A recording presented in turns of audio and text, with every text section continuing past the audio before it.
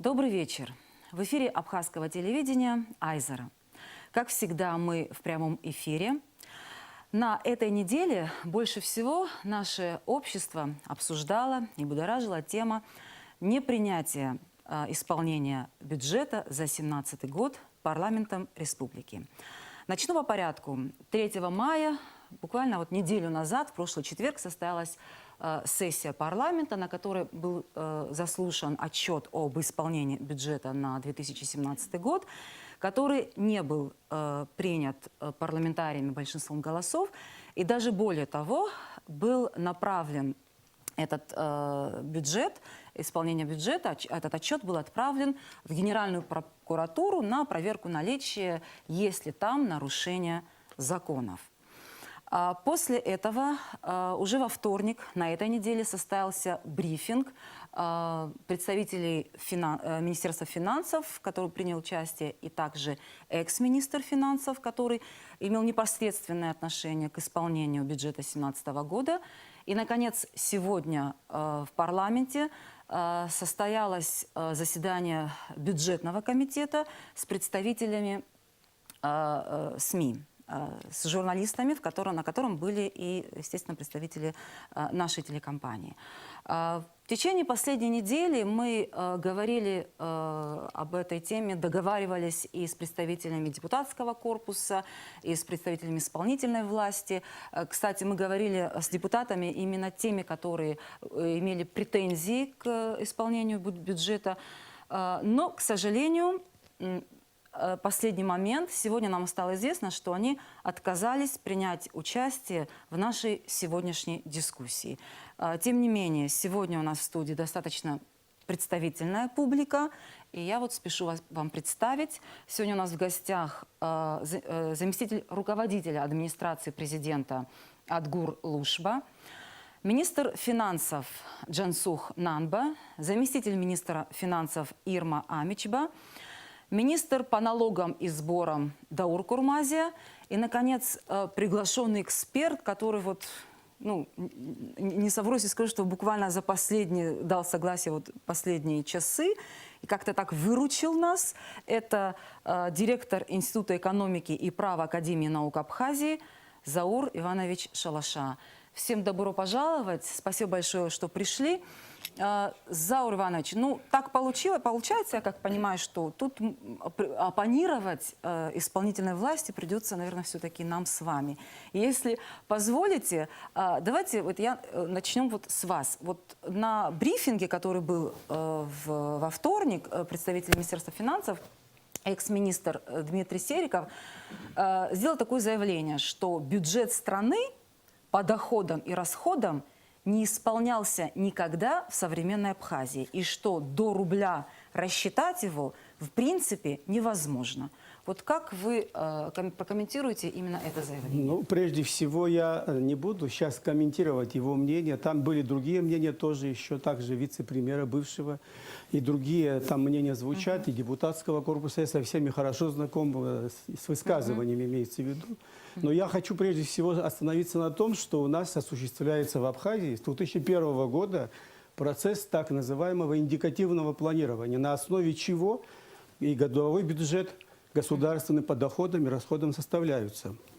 Для наших телезрителей я хочу просто объяснить простым языком, что означает в сегодняшних наших условиях в Абхазии, да, в которой мы сейчас в данный момент находимся. Значит, процесс индикативного планирования означает определение будущих целей и задач развития, и в данном случае подведение под него финансовой базы, но никогда в жизни, никогда и не было на самом деле, чтобы то, что намечается на будущий период, чтобы было исполнено. Или чаще всего имеет место или перевыполнение плана, или недоисполнение плана. Заур Иванович, это имеет место только в Абхазии нет, или конечно, вообще повсеместно везде нет. с Почему? любым бюджетом? Во всех странах мира я очень хорошо знаком с этой системой планирования. Вообще хочу сказать, что это моя базовая специальность экономика и планирования народного хозяйства. И изучал 3 системы: капиталистическую, социалистическую и развивающихся стран. А вот сегодня мы находимся как раз в условиях развивающихся стран. Экономика переходного периода. Всегда элемент плана предполагает непредсказуемость его исполнения. Точно рассчитать Никому еще не удавалось. Это зародилось во Франции, в Западной Европе, потом у нас. Ну а советского планирования чем отличается наша система? Тем, что тогда было директивное, обязательное исполнение всех плановых показателей, в том числе и по бюджету. А сегодня, если мы будем так заставлять планируемые все показатели выполнять в обязательном порядке, это у нас получается прошлая система, командно-административная, так называемая система была. Мы от этого уходим. Сегодня свобода функционирования предпринимателей. Для них плановые показатели, определяемые нашим правительством, утверждаемым парламентом, имеют только прогнозный характер, рекомендуемый характер по нашему закону. Скажите, пожалуйста, а можно вот спрогнозировать вот это приблизительно хотя бы, сколько может быть не исполнено? Знаете, прогнозируют. Я считаю, у нас специалисты, я уже как-то высказывался на абхазской передаче, специалисты во всех структурах власти, исполнительной власти хорошо разбираются в этой системе, давно уже на основе предыдущих показателей за ряд лет делают прогнозные показатели. Но когда в эти прогнозные показатели вмешиваются разного рода непредвиденные обстоятельства, так называемые форс-мажорные, все они имели место в Абхазии. Я сейчас не говорю ни в оправдании парламента или не в оправдании правительства, а их надо учитывать всегда, когда в эти плановые показатели. Но другой вопрос, когда эти плановые показатели не исполнены по вине чей-то. Если это по вине правительства, я не считаю так, во всяком случае, я считаю, что непринятие данного документа вызвано, с моей точки зрения, это следствие все-таки. Основной причиной надо рассматривать выявление причин по невыполнению республиканского бюджета по собственной доходной базе. Вот это пока не выявлено, к сожалению. Вот когда мы узнаем реально ситуацию по отраслям, по министерствам, по ведомствам, по подчиненности, есть у нас госсобственность, предприятия, организации, есть арендованные предприятия, есть частные предприятия, в том числе и смешанные с госсектором. Ну, если говорить о госбюджете, финансистами была озвучена цифра исполнения в 95%, да, если я 95, да, процентов. Ну, вроде бы так, ну, хорошая цифра, да? Так В целом, для, в общем, для да, обывателя, хорошая цифра, но по собственным доходам где-то 89,9, почти 90%. Но это тоже в пределах допустимого в области планирования и прогнозирования. Но главный вопрос, почему, вопрос, который у меня тоже возник, пока не ясен, я думаю, потом будут раскрывать эти скобки, когда имеются в конце года реальные финансовые средства, полученные, скажем, от финансовой помощи России или по инвестпрограмме, почему они не реализованы? Вот один вопрос, который возник. И второй уже в оправдании, говорю, это как вопрос ставлю, а второе в оправдании Министерства финансов и правительства в целом, потому что я вот, простая арифметика показывает, я посчитал задолженность перед Министерством по налогам и сборам или перед республиканским бюджетом у нас 372 миллиона, там 347 миллионов с чем-то, а задолженность. И та же самая неисполненная расходная часть бюджета, примерно 10,3%, что составляет, ну, примерно чуть-чуть больше этой суммы. Они практически эквиваленты. То есть, если бы доходная часть бюджета по местным платежам, налогам реально были бы выполнены, то эта часть была бы выполнена. Но почему остались вот нераспределенные расходы, это уже другой вопрос. У нас как раз есть министр по налогам. Да. Я думаю, мы еще к этому вопросу вернемся. Можно, если есть возможность, ну, позвольте мне именно вот к сути претензий вот, депутатской, вот к ней вернуться. Вот в чем суть этих претензий? А вот глава бюджетного комитета говорила и вот сегодня как раз о том, что исполнительная власть вышла вот с предложением увеличить и доходную, и расходную часть в конце года, вот в декабре 2017 года. Но я особо бравировать не буду цифрами, то есть доходная часть в итоге выросла на 616 миллионов и расходная на 975. Вот, то есть, ну, понимая, что не состоялся курортный сезон, что там, что идет такое проседание бюджета, почему? Вот вопрос ставился бюджетным комитетом, мы увеличивали бюджет, а потом его не исполняем, вместо того, чтобы его секвестировать, то есть урезать. Вот, Эдгур Нурбиевич, почему исполнительная власть вышла вот с этим предложением? Исполнительная власть вышла с этим предложением по той простой причине, что были внесены корректировки в инвестпрограмму. То есть изначально, в начале года планировалась одна сумма. В течение года, по мере подготовки проектно-сметной документации и готовности абхазской стороны, на межправкомиссии было принято решение об увеличении части, которая была запланирована на 2017 год. Естественно, эту сумму увеличения нужно было отразить и в доходной части То есть в нашего 2016 бюджета. году мы об этом не знали просто, да? Да, мы и в 2017 еще не знали, даже в середине года, пока эти решения на межправкомиссии не были утверждены. В связи с этим и возникла необходимость увеличения как доходной, так и расходной части на ту сумму, которая предполагалась получение из Российской Федерации. Значит, кроме инвестпрограммы, там предполагалось получение сумм, связанных с увеличением резервного фонда президента. Это были связаны события с взрывом в селе Приморское, где собственных ресурсов на покрытие расходов, связанных с компенсацией ущерба и восстановлением имущества, не хватало. Тогда руководство Абхазии обратилось к России с просьбой увеличить резервный фонд для покрытия части этих расходов, на которые не хватало собственных ресурсов. Вот эти суммы и составляют суммы увеличения. То есть, я как поняла, и надо было законно обосновать, Конечно. откуда вот взялись Да, эти вливания. совершенно верно. Эти совершенно суммы верно. нужно было законно обосновать, и поэтому правительство вышло с предложением о внесении корректировки в действующий бюджет и приведении его в соответствие с теми суммами, которые мы потенциально должны были получить. Если бы мы не внесли их в свой бюджет, естественно, Российская Федерация не выделила бы на это цели финансирования, которое оно должно было завершиться до конца 2017 года. Поэтому в таком вот порядке в декабре месяце было Ну, то есть вы считаете, что в любом случае это было оправдано? Совершенно верно, да. Увеличение бюджета.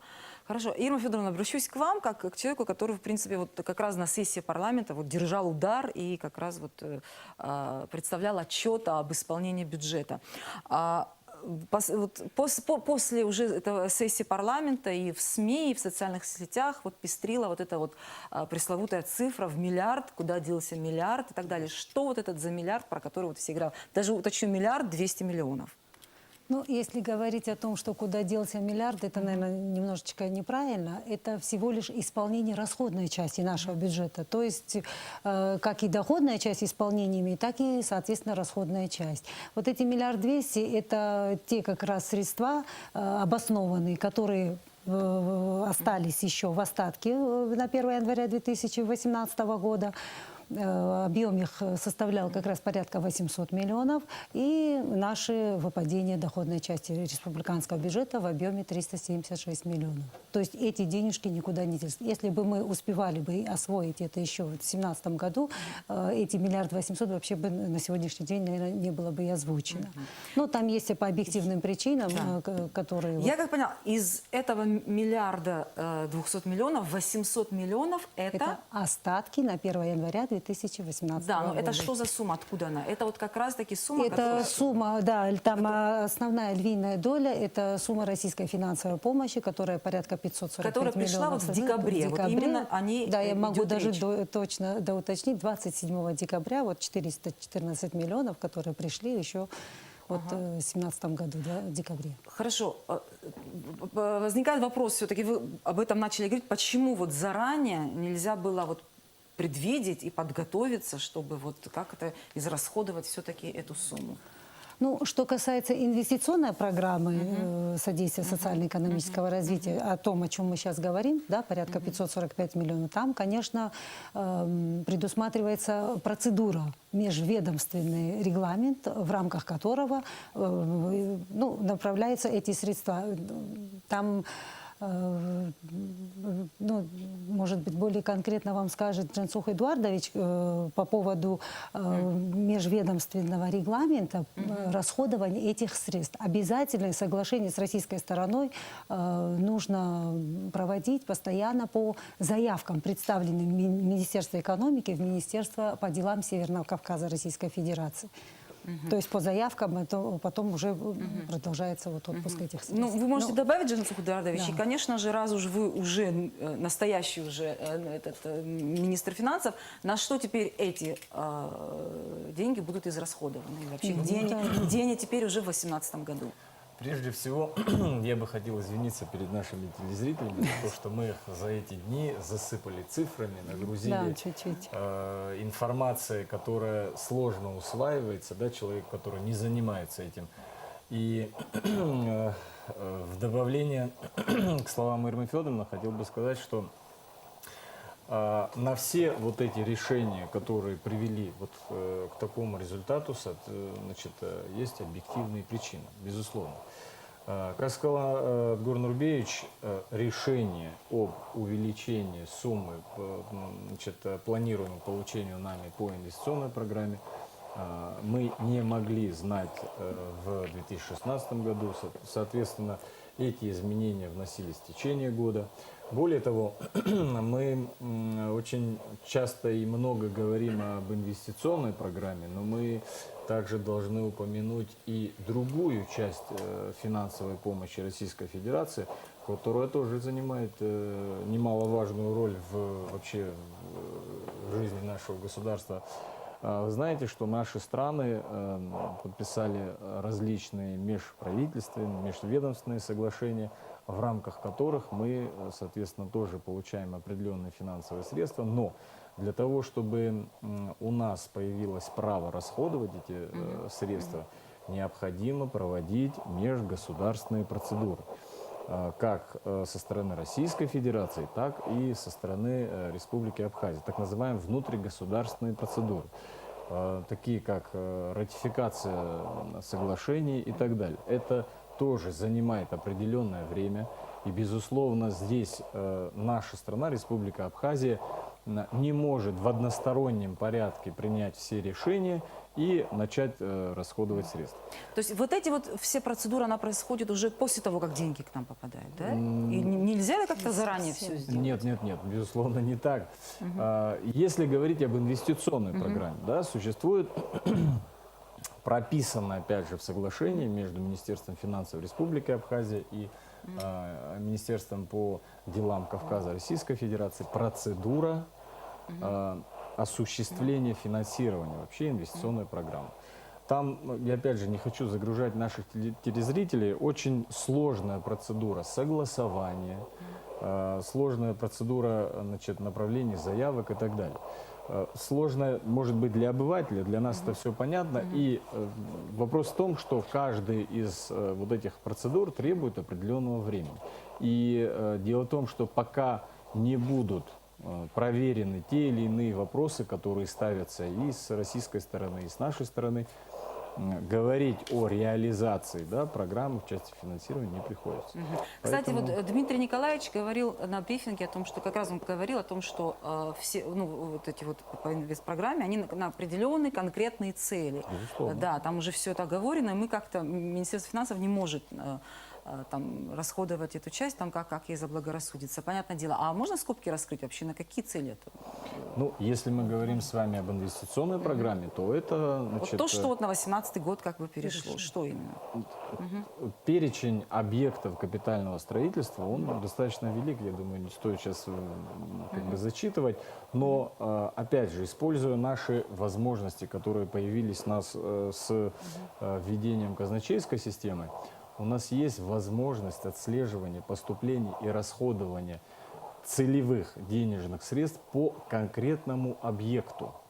То есть мы ведем, значит, денежные средства от момента поступления до момента расходования в разрезе конкретной стройки, если говорить вообще по-простому.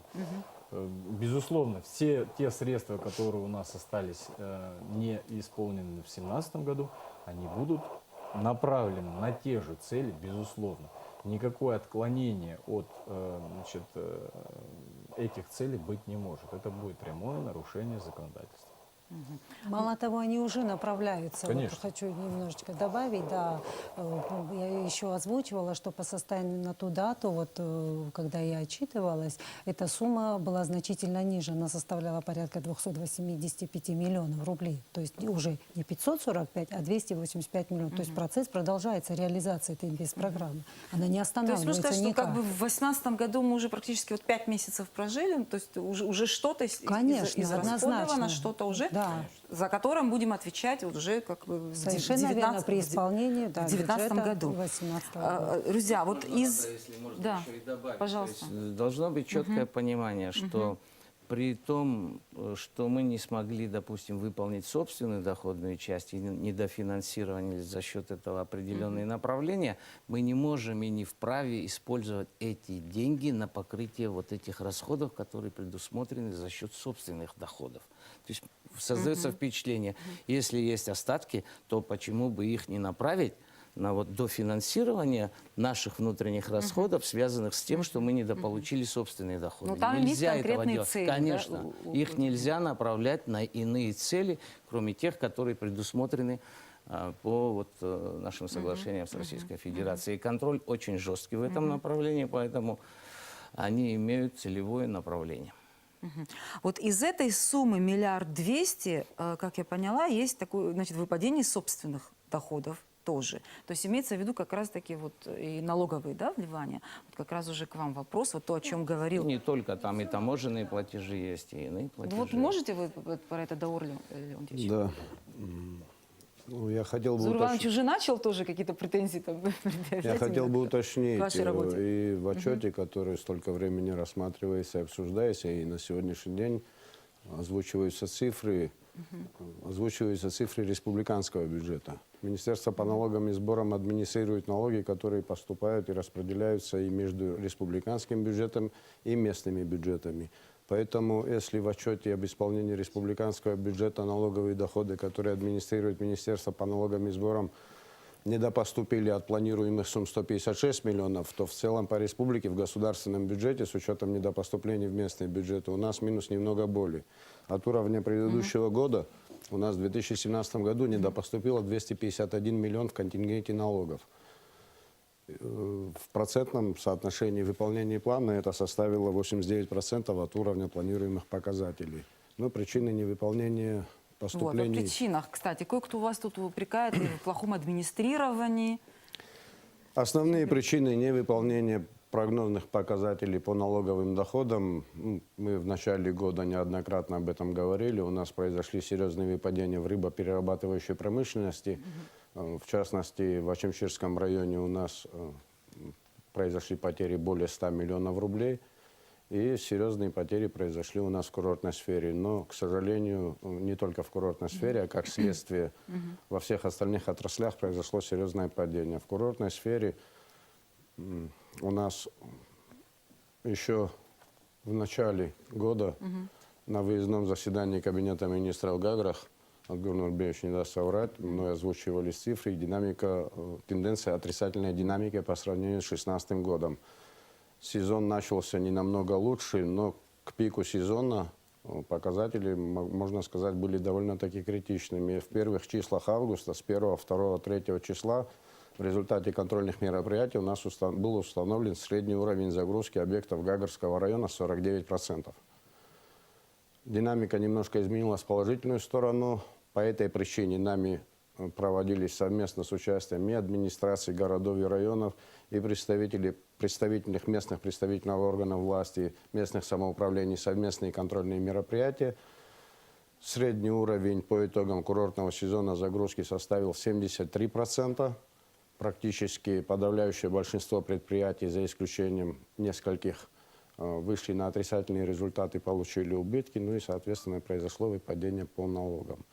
Но, помимо всего прочего, то же самое произошло практически во всех отраслях. Мультипликативный эффект. За исключением промышленности, в которой у нас в части произошел серьезный минус в рыбоперерабатывающей промышленности, то в целом по промышленности запланирован объем сумм у нас произошло поступление за счет выполнения плана по предприятиям, осуществляющим экспорт промышленной продукции, и за счет погашения задолженностей предыдущих лет. Ну а во всех отраслях без исключения был минус. Мы говорили об этом неоднократно, мы обращали на это внимание. Но прежде чем комментировать сумму минуса, я бы хотел напомнить, что мы по итогам года проводили коллегию по итогам 2017 года, куда были приглашены все представители СМИ, докладывали о результатах работы. К сожалению, тогда это было не очень интересно.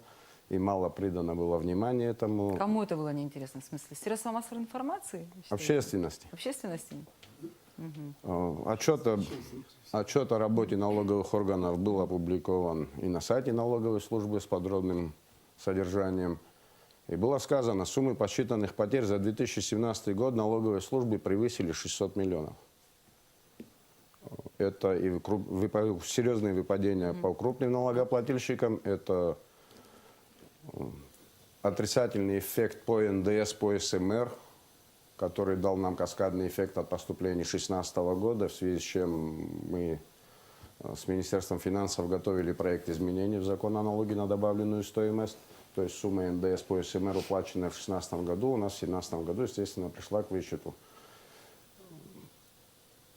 Ну и все остальные выпадения крупного характера, которые нами были посчитаны.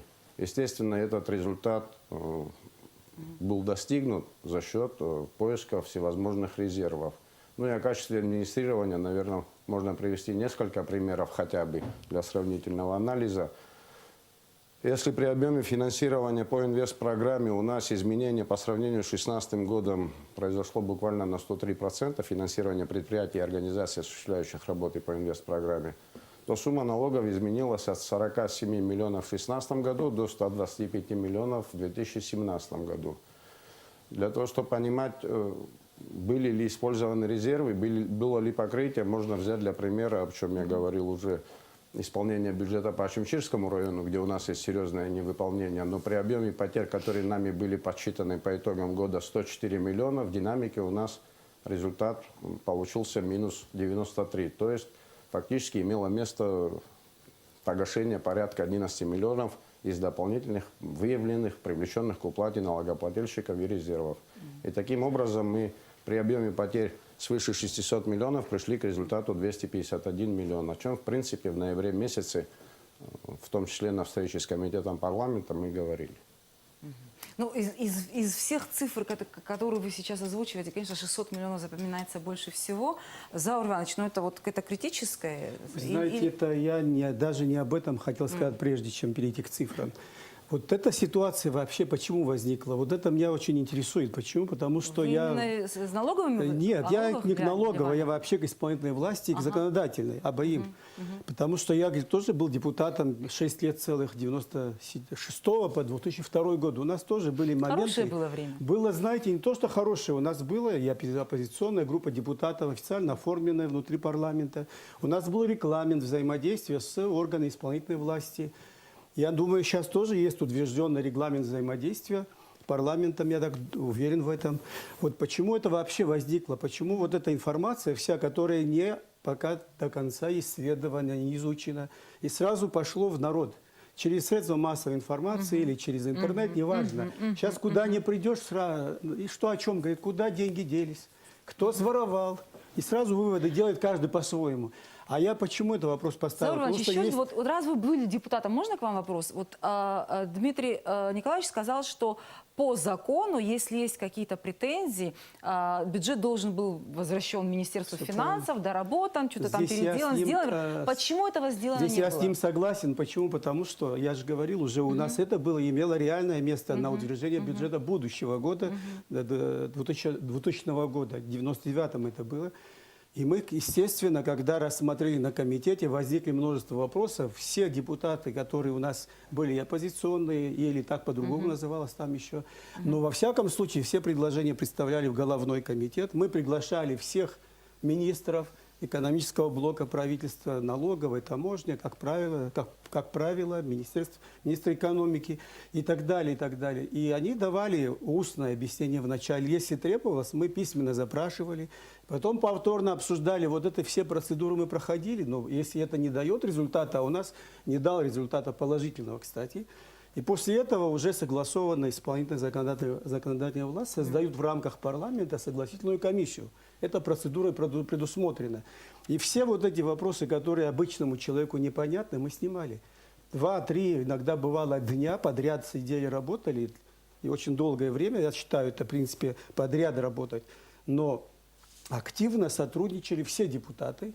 Никто, который вопрос ставил, чтобы не получилось, ни один из них не остался недовольный. В итоге мы согласованно выходили на решение парламента. Здесь у меня какая-то, ну, непонятно для меня полностью со стороны исполнительной власти и законодательной. Какая необходимость была в срочном порядке ввести исполнение бюджета прошлого года, тем более оно уже, этот год уже прошел. Если есть там какие-то, выявили реальные какие-то нарушения, то не знаю, если такие нашли, я в чем сомневаюсь, потому что у нас есть опыт уже прошлых лет, когда постоянно у нас говорили, что исполнение вот этих всех вызвано тем, что не так освоили российской финансовой помощи с года в год, потом передавали в прокуратуру. Прокуратуру начинают разбираться, а там почти все разваливается. То есть недоказанные вещи заранее выносить в народ, я считаю, не совсем профессионально, потому что нужно было запросить официально. Министерство финансов, Гостаможенный комитет, Министерство по налогам и сборам. И вся информация, нужно было всю информацию собрать, доказательную базу, так скажем, для специалистов. Но если вот там увидели бы нарушение, тогда в прокуратуру можно подавать спокойно. Но я не знаю, внутри парламента проведена такая работа организационного характера, вот то, о чем я говорил. Поэтому я считаю, что все-таки депутаты за себя ответят. У них, наверное, есть какие-то вещи, которые мы не в курсе, не знаем. Может, они что-то выявили.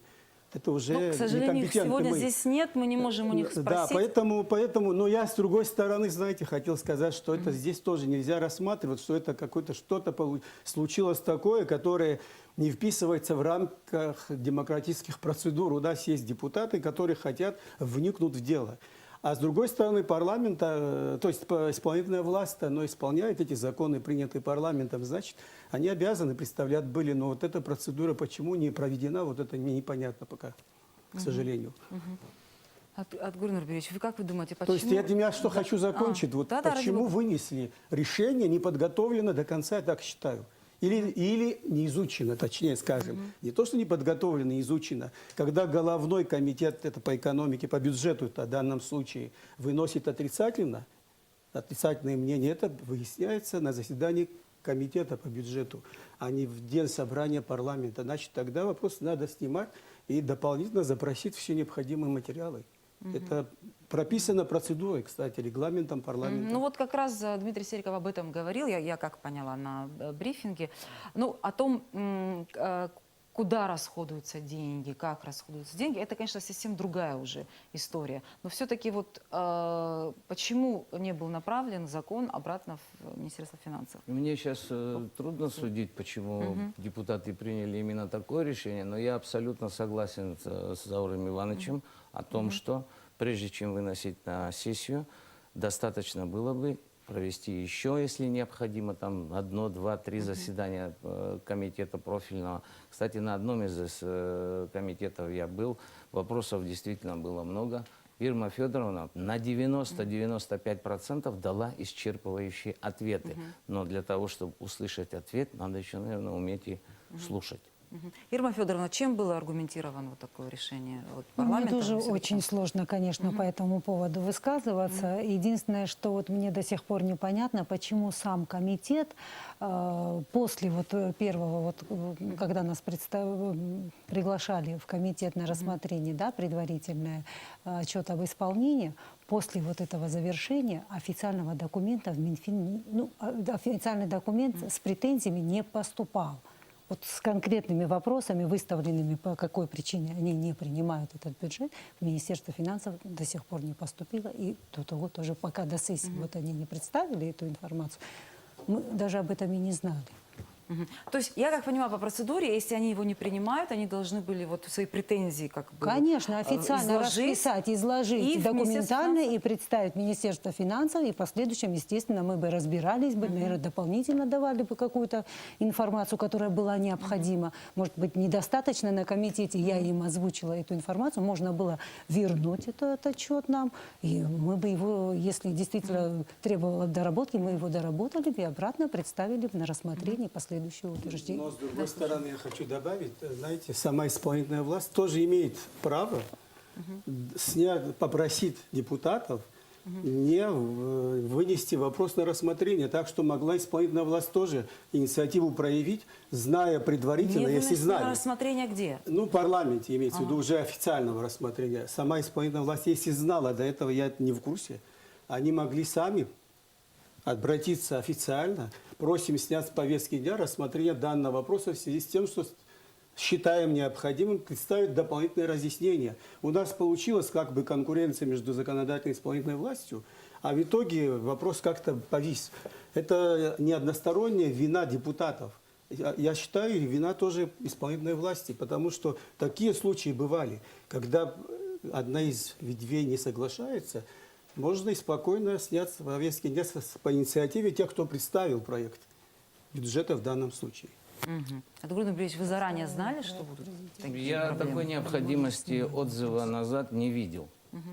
И, конечно, это вопрос и к руководству страны, но такой необходимости не было усмотрено. То есть шло обычное рабочее обсуждение, да, были вопросы, да, были ответы. Может быть, не все вопросы, допустим, были до конца раскрыты, но это не представляло никакой сложности попросить еще дополнительных расшифровок тех или иных, да, статей, и я уверен, что Минфин это бы сделал. Да, там есть вопросы к нормативному обеспечению, исполнению бюджета и так далее, но я думаю, что это все схемы, которые можно исправлять.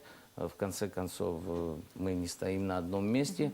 И это то, что можно было сделать в последующем, приняв за основу то, что сегодня уже свершившийся факт имеет место по итогам 2017 года.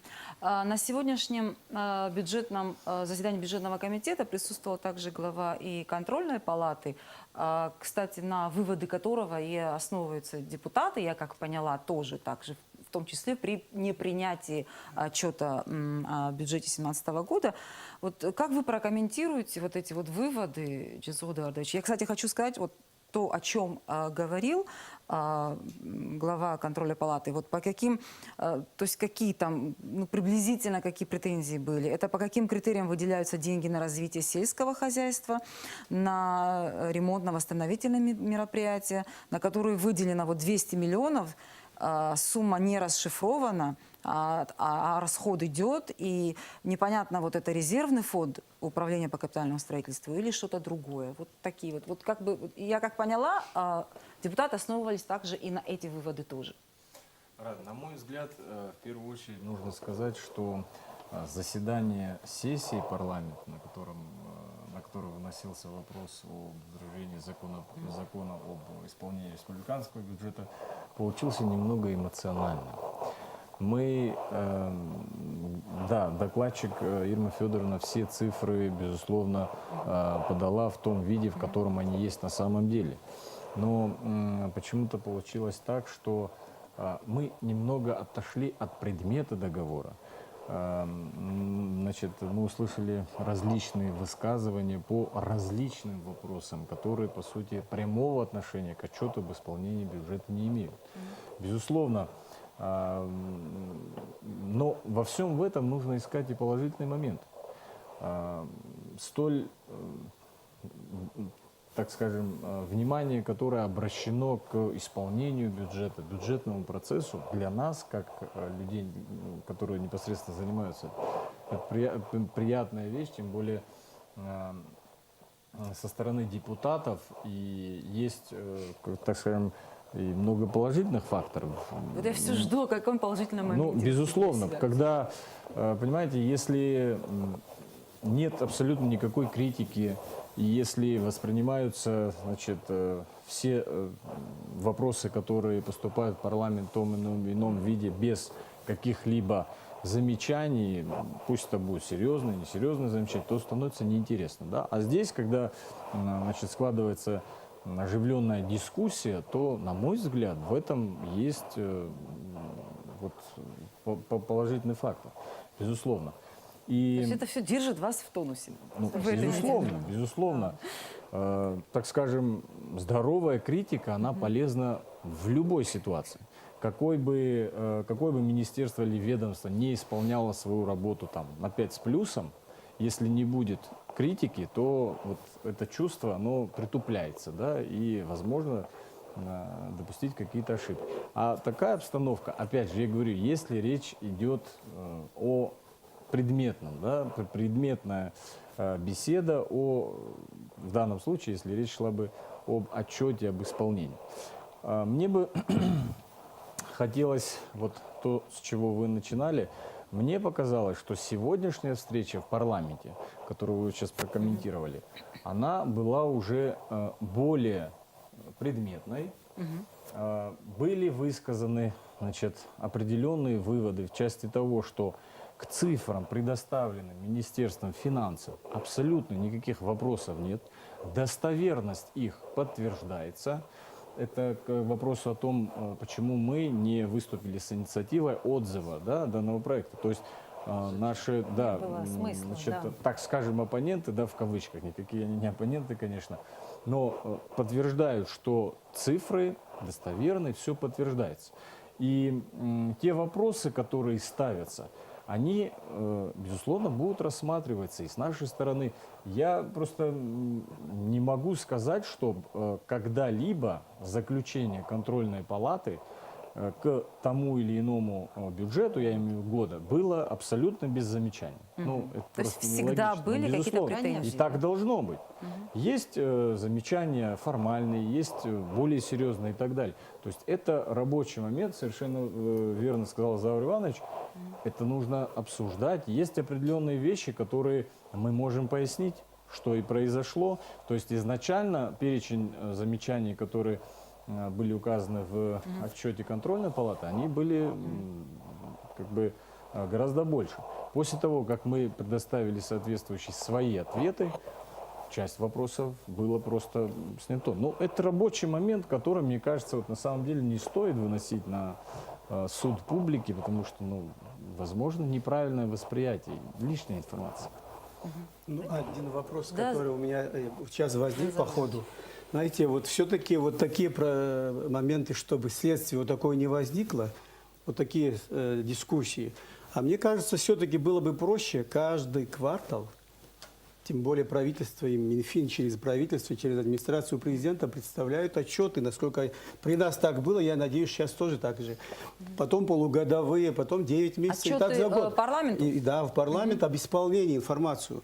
Если То есть бы какие-то промежуточные. поквартально- Они существуют сейчас тоже, да? Мало того, поквартально, если бы обсуждали вот эти вопросы по регламенту, как положено, вообще-то так положено, по идее, тогда, мне кажется, вот эти вопросы не возникли бы. Еще по 9 месяцам уже видно было. Тут правильно говорят, я даже когда-то присутствовал в парламенте, один из вопросов рассматриваю, там было сказано как раз министрами по налогам и сборам, министром экономики много раз озвучено было, что у нас некоторые отрасли не будут не в состоянии выполнить плановые показатели. Уже было понятно, что... А вот и почему вопрос возник какой? А если бы исполнительная власть вышла бы в парламент к концу, хотя бы к декабрю месяцу, уже когда понятно, что не будет выполнен, прогнозные показатели не будут выполнены, с инициативой о секвестировании бюджета, может, это сняло бы некоторые вопросы? Это как вопрос, может быть. Так, наоборот, исполнительная власть вышла с предложением Нет, это сейчас по увеличить. отчету о движении выше, а я говорю к концу года, до, как утверждает годовой, там еще 3 месяца пройдет. В декабре уже видно, что не будут выполнены прогнозные показатели по доходам и расходам. Если бы тогда на эти суммы пропорционально, как по закону, за исключением защищенных так называемых статей, мне кажется, вопросы сняли бы тоже тогда. Эдгар Нурбеевич, я не прав? Вот сейчас то, что вопрос ставлю. Так. Что касается тех изменений, которые были внесены в декабре, они касались исключительно только внешних факторов, да, внешних вливаний. Ну, действительно наблюдалось, что отставание есть, но оно не было настолько кричащим для того, чтобы вот в рамках возможных погрешностей, которые существуют в принципе ежегодно, да, при исполнении как доходной, так и расходной части бюджета, была надежда на то, что она будет минимизирована, и тем более там нет катастрофической ситуации, когда исполнение на уровне 95%, ну, не было такой необходимости. Ну и для второй того, вопрос чтобы возникает, знаете, по поводу проводить секвестр из-за 5%. инвестпроектов Ну, наших, нелогично да? было. Вот и уже 2-3 года об этом говорят. А нельзя ли нам, нашим местным, имеется в виду организациям, которые ожидают получения этих проектов от государства, чтобы они заранее смогли подготовить так, чтобы они реально получили финансовую поддержку через инвестпрограмму, чтобы вот не опаздывали, имеется в виду, чтобы вот не было переходов. А так у нас на самом деле деньги выделяются, но пока согласование проектов долгое время. Но внутри у нас здесь тоже надо согласовывать же, правильно же? Хотя бы вот это ускорить с нашей стороны, чтобы в России, российская сторона не имела претензий вовремя выделять средства. Но это не мое мнение, это мнение, которое часто озвучивается. Может быть, это имеет основание, чтобы наша сторона заблаговременно подготавливала свои проекты, которые будут финансироваться. Не без этого. Я вот, когда предыдущий вопрос комментировал, сказал, что определенные погрешности есть. Но это все процессы рабочие. Вот в таком формате финансирования, в котором оно осуществляется сегодня, оно идет всего лишь 3-й год. Мы тоже учимся этим процессам. Мы должны через них пройти. Это и скорость оформления документов, прохождение экспертизы, согласования, возврата, начала финансирования и выдерживание ритма этого финансирования, который предусмотрен в течение определенного временного промежутка, на который рассчитана та же самая инвестпрограмма. То есть эти механизмы шлифуются. То, что было условно в 2016 году и то, что происходит сегодня в 2018 году, это уже небо и земля. То есть эти вопросы отрабатываются по мере возникновения, и они уже выходят на такой более, что ли, уровень прогрессивный. То есть не затягиваются, и эти меры, естественно, принимаются. Но, опять же, какие-то нюансы все равно возникают, которые связаны, может быть, с погодными факторами, может быть, связаны с непредвиденными форс-мажоры, как обстоятельствами, да, называемые, и да. отвлекает и человеческие, и трудовые, и финансовые ресурсы. Получается, что нужно вести несколько дел единовременно, и это, соответственно, сказывается на конечном результате и на качестве. Даурен Леонтьевич, вот я опять хочу вот к вам вернуться. Последнее время мы говорим такой с гордостью о том, что действительно наши собственные доходы, они возрастают, да, по сравнению с предыдущими годами. Все-таки я понимаю, что это вопрос не только к вам, как к Министерству по налоговым сборам, но раз уж вы у нас здесь находитесь, все-таки, чтобы не было вот таких вот проседаний и так далее. У вас есть какие-то все-таки наметки уже? Вы человек, вы как бы недавно тоже пришли в это министерство и начали этим заниматься. Тем не менее, все-таки уже какие-то прогнозы на 18, на 19 год.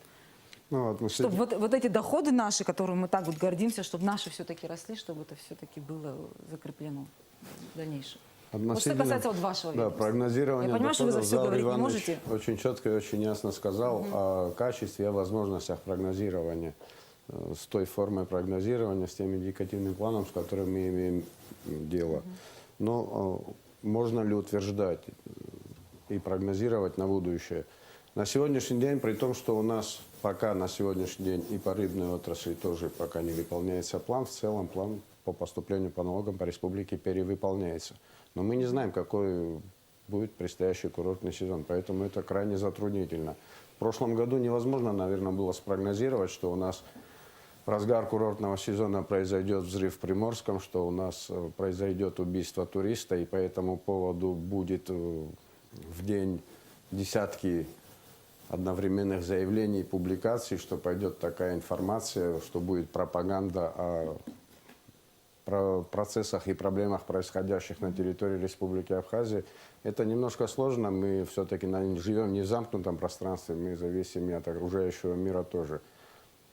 Что нужно делать в части собственных доходов? Надо максимально изыскивать резервы, если они, все ли доходы были изысканы. Конечно, нет, безусловно. Есть налоговые резервы, которые плохо администрируются. И есть пока еще, наверняка, неучтенные налогоплательщики тоже. Заур Иванович об этом тоже говорил. Мы проводим системную работу. Мы уже по итогам прошлого года провели полностью переучет налогоплательщиков, имеем реально достоверные цифры. По результатам всех этих контрольных мероприятий выявляется масса налогоплательщиков, которые не состояли фактически на налоговом учете и не привлекались к уплате налогов с наличия в расчетных счетов и Ну, операций. как их, вот их так много? Реально. Когда мы завершим проверку всех тех, кто имел ИНН по состоянию на 1 декабря 2017 года, то есть старый, тогда мы скажем сколько. Но на сегодняшний день уже ни одна, ни две, ни три организации переданы, материалы подготовлены и переданы в правоохранительные органы. Ну и дальше готовятся и собираются передаваться эти материалы. Помимо прочего, Извините, фамилии будут публиковаться, как это сделали недавно с кредитами? Да, с кредитами. у организации, Провокационный вопрос, наверное, есть Евгений. юридическое название. На одной из встреч, где связано с обсуждением НДС, я говорил, что мы будем выступать и с инициативой отмены понятия налоговая тайна тоже. И в этом случае тогда мы сможем опубликовать все. В противном случае, конечно, этого просто нельзя делать, хотя как таковой фактически тайны, собственно говоря, и нет. Но есть другого рода проблемы, связанные с администрированием. В частности, у нас серьезные потери по администрированию налогов с трудовых мигрантов. В связи с этим была очень серьезная, на мой взгляд, работа Министерством по налогам и сборам проведена, подготовлен большой материал, согласно которому во взаимодействии с миграционной службой было установлено, что большая часть трудовых мигрантов уклоняются от уплаты налогов. По состоянию, допустим, на 1 мая из 2600 человек трудовых мигрантов, 1700 человек фактически уклонились. Материалы готовились, передавались, и в правоохранительные органы тоже сталкивались с проблемами законодательства. По этой причине нами был предложен проект изменения в проект закона о патентной системе налогообложения в части трудовых мигрантов, поскольку на сегодняшний день в существующей системе иных механизмов привлечения к уплате налогов в этой категории просто нет. Закон находится на рассмотрении, надеюсь, его примут. К сожалению, закон о патентной системе налогообложения, который предлагался в прошлом году, тоже пока не принят, и в этом году мы его уже реализовать не сможем, но надеемся, что с января следующего года он будет реализован. Ну и помимо всего прочего, есть определенная рабочая группа, которая была создана распоряжением премьер-министра, и проводятся работы и готовятся материалы по внесению изменений в действующее налоговое законодательство, прежде всего в закон об основах налоговой системы и в закон о госналогслужбе. Здесь Заур Иванович сказал, еще тоже затронул очень, на мой взгляд, серьезный вопрос о задолженностях. Ну, очень часто бытует мнение, что задолженность не уменьшается или задолженность растет. Скажу, на мой взгляд, очевидную вещь. Лично у меня вызывает серьезные вопросы тогда, когда эта задолженность не растет. В частности, по земельному налогу, я думаю, ни для кого не новость, что не все платят этот налог. Наша задача максимально учесть этот полагаемые суммы налога и максимально привлечь к уплате. Ну а в случае неуплаты у нас есть дробление категории задолженности, среди которых в текущем порядке идет работа по текущей налоговой задолженности, но есть налоговые задолженности, которые нами уже начали передаваться в службу судебных исполнителей. Это категория проблемной налоговой задолженности. Есть задолженность, которая и переходит из года в год. Это задолженность нереальная к взысканию. И в этой части Министерство по налогам и сборам видит работу через применение закона о банкротстве при создании института нашего собственного арбитражного управляющего. Когда этот институт заработает, тогда через процедуру банкротства мы будем ликвидировать эти задолженности. В противном случае списание задолженности со стороны Министерства по налогам и сборам будет носить противозаконный характер. Ну и еще хотел бы добавить одну вещь, если позволите, в дополнение к тому, что говорил Джансух Эдуардович о плюсах, даже там, где вроде бы кажется минусы. Скажу честно, самый большой плюс, на мой взгляд, в этой ситуации – это то, что наши граждане, конечно, заинтересовались серьезно нашими расходами. Налогоплательщики хотят знать, куда тратят их деньги. И это очевидно, это хорошо. Это способствует укреплению сознания добропорядочного налогоплательщика. Понятно. Адгур Нурбиевич, вот глава государства тоже очень часто говорит о том, что вот надо работать именно в части повышения своей собственной доходной части. Вот сейчас и коллега ваш говорил, что это должно быть приоритетом. Ну, при вот этой такой ситуации, когда мы налоги не платим, когда мы за свет не платим, как все-таки работать в этом направлении? Как Ну, как повышать свою работать? доходную часть? Какие у вас планы вот на этот счет? именно государства? Ну, какие планы? Постоянно вот, вносятся различные предложения. В частности, Даур Леонтьевич сказал, что и по реформированию налогового законодательства как точечные меры, так и системные меры должны быть проведены. У нас достаточно различных нормативных актов, программ, в первую очередь концепция. Есть концепция развития республики до 2025 года. Министерством экономики подготовлена такая рабочая версия программы «25 шагов», которая сегодня Была представлена, содержит тоже блок реформирования как налогового законодательства, так и совершенствования отношений в экономике. Есть отдельные точечные меры. То есть здесь процесс идет постоянно. И вот как бы сказать, что мы его сегодня начали, и завтра мы его закончили, и ура, начали жить с чистого листа, нет, так не получается. Совершенствоваться нужно постоянно. И в этом направлении постоянно системная работа ведется. Понятно. Но если вот возвращаться уже к отчету о бюджете 2017 года, значит, он направлен уже в Генеральную прокуратуру. Вот что дальше? Вот ваши действия какие? Просто ждете? Ждем. Получается, что да, как было сказано ранее, в соответствии с действующим законодательством, раз он не вернулся опять в исполнительную власть, а был направлен в Генеральную прокуратуру, то, соответственно, наверное, придется ждать каких-то решений Генеральной прокуратуры по данному вопросу. Ну, а в целом, если брать, на самом деле мы столько внимания уделяем этому вопросу, ничего же страшного, трагичного не происходит. Это определенные процессы, которые могут быть, могут и не быть. Как говорится, не в первый раз. Вот Заур Иванович поделился своим богатым опытом. Ну, когда-то, в какой-то год это проходит все более гладко. Ну, в этот раз получилось так. Ну, я бы из этого трагедии не делал. Я думаю, как только пройдет вот эта вот эмоциональная атмосфера, которая окружает, да, вот этот вопрос, я думаю, все станет на свои места. И учитывая, что к цифрам, которые представил Минфин, вопросов нет, я думаю, отчет будет утвержден и все продолжится. Что вы думаете? Это моя рекомендация Заур такая. В принципе, это как Вот что дальше? Как старший, это да, все, по зачем это возрасту, закончится? я могу единственное как рекомендацию, учитывая и опыт в том числе, конечно. Я думаю, жизнь все равно продолжается, в том числе в этой системе и финансовой. Финансы – это основа безопасного функционирования государства. Это должны понять все граждане Республики Абхазия, которые чем-то заняты. Я не хотел сегодня этот вопрос поднять, но не могу не поделиться с этим вопросом, потому что, находясь в нашей администрации, в одной из городов Абхазии, в районе, точнее, Гагрского района, там как раз местные специалисты, довольно хорошо понимающие проблему, выступая, сказали, что многие наши граждане, не только уже в Гаграх и в Сухуми мы видим, в своих частных владениях, домовладения, свои собственные дома превратили в гостиницы. И, пользуясь своим конституционным правом, они не пускают практически некоторых контролирующих органов в свои дома. Это они прямо озвучили. Это было несколько лет назад. Через торгово-промышленную палату мы там присутствовали.